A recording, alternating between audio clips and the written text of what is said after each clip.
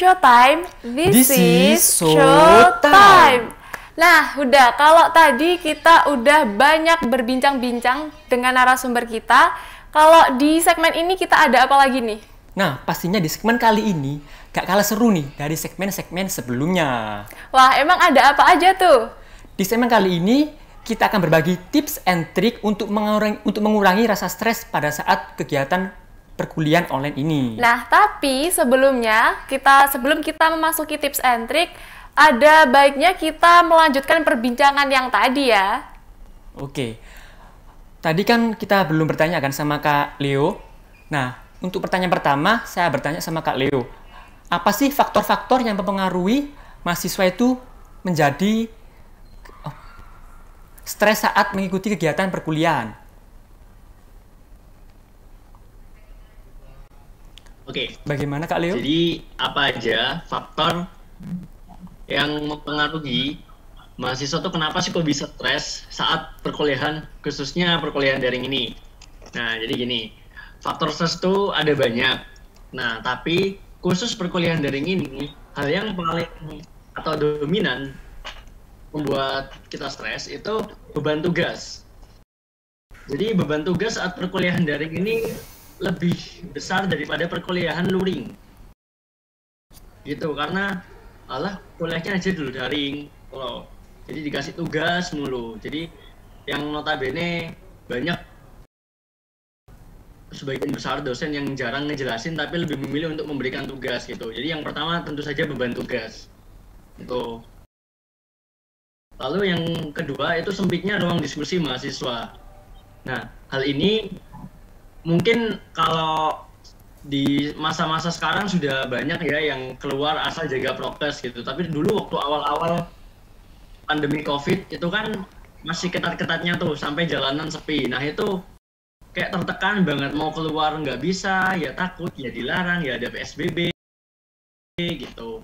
Keluar tuh dalam artian untuk berdiskusi perihal tugas, soalnya nggak mungkin mahasiswa tuh nugas itu individu sendiri, nyal digarap tuh enggak. Jadi pasti ada saat dimana mereka juga berdiskusi dengan teman, bertanya gitu, menemukan jawaban bareng-bareng kayak gitu. Itu sempitnya ruang diskusi juga jadi salah satu faktor yang bikin mahasiswa itu stres.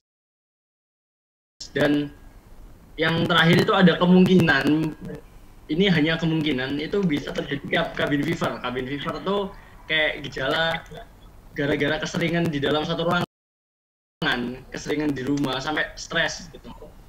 Itu kalau sudah ke tingkat akhir sih, kalau udah parah banget itu bisa-bisa cabin fever gitu.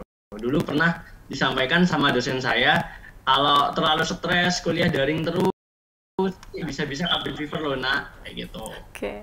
Itu sih, tapi yang paling umum jelas beban tugas dan sempitnya ruang diskusi mahasiswa gitu.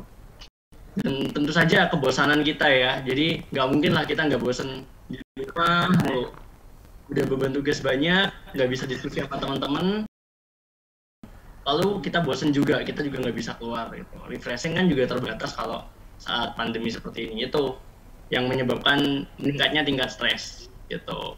Wah, dapat ilmu banget nih dari Kak Leo. Nah, kalau Kak Raffi sendiri, setelah mendengar penjelasan dari Kak Leo, kira-kira setuju nggak sama yang diutarakan oleh Kak Leo?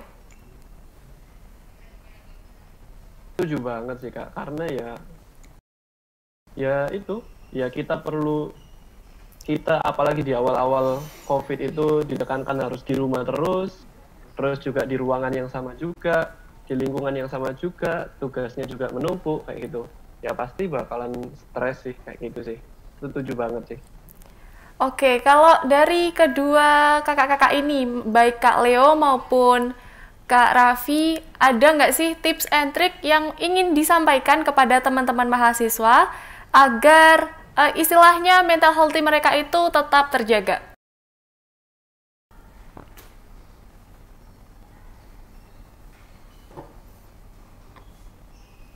Silahkan Kak Raffi dulu.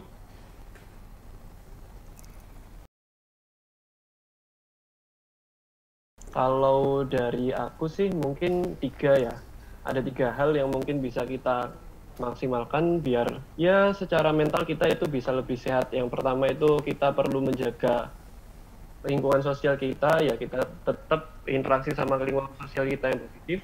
Terus kita juga perlu menjaga fisik kita, entah itu dari pola makan, pola olahraga, pola tidur, kita perlu jaga. Lalu yang terakhir itu adalah kita perlu menjaga spiritualitas kita, yaitu hubungan kita sama Allah Subhanahu wa Ta'ala, sehingga ya ketika 3 hal ini bisa dimaksimalkan, ya insya Allah ya kita bisa menghindari kayak gitu. Itu sih Kak. Baik, kalau dari Kak Leo gimana nih Kak? Oke, saya hanya mungkin sedikit menambahkan dari Kak Raffi tadi ya. Iya. Memang betul, kita juga harus jaga pola makan, pola hidup sehat itu juga tentu aja, lalu pola spiritualitas. Nah, di sini saya menambahkan untuk kita biar nggak stres-stres banget nih, kita tuh juga harus pinter-pinter ngefilter informasi yang masuk ke diri kita. Itu karena itu adalah faktor terbesar yang bikin seseorang, khususnya remaja atau mahasiswa nih ya, itu anxious atau gelisah gitu. Nah, contohnya berita nih, berita kan banyak yang berita-berita kayak clickbait gitu. Nah, itu kita kudu filter tuh, mana berita yang baik untuk kita atau mana yang sebaiknya kita udah nggak usah dibaca daripada ntar makin kepikiran gitu.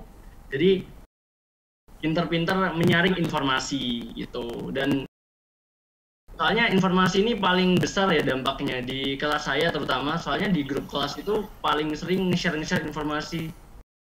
Ini COVID semakin mengganas kayak gini. Itu kan informasi negatif semua. Kalau bisa carilah informasi-informasi positif. Kalau saat ini mungkin proses vaksinasi yang sudah merambah ke ranah dosen-dosen dan guru-guru. Nah, itu kan berita positif tuh. Itu kita perbanyak aja positivity vibes yang masuk ke dalam diri kita. Itu penting banget. Itu khususnya untuk menjaga kesehatan mental. Selain dari olahraga, terus spiritualitas, itu kita juga harus menyaring informasi yang masuk ke dalam diri kita. Lalu yang kedua tentu saja cari kesenangan yang bisa dilakukan dalam rumah. Itu kalau dulu awal-awal COVID kan ada tuh trik-trik kesenangan dalam rumah kayak bikin dalgona coffee. Kalau sekarang ya take it easy aja lah, mungkin bisa kayak baca-baca novel, baca-baca komik, main game gitu. Banyak kok kesenangan yang bisa kita lakukan dalam rumah. Pokoknya kita tuh stay positif aja gitu. Kalau mental kita sehat, pasti fisik kita juga sehat. Gunanya sih fisik atau jiwa raga yang sehat, tapi mentalnya sakit gitu.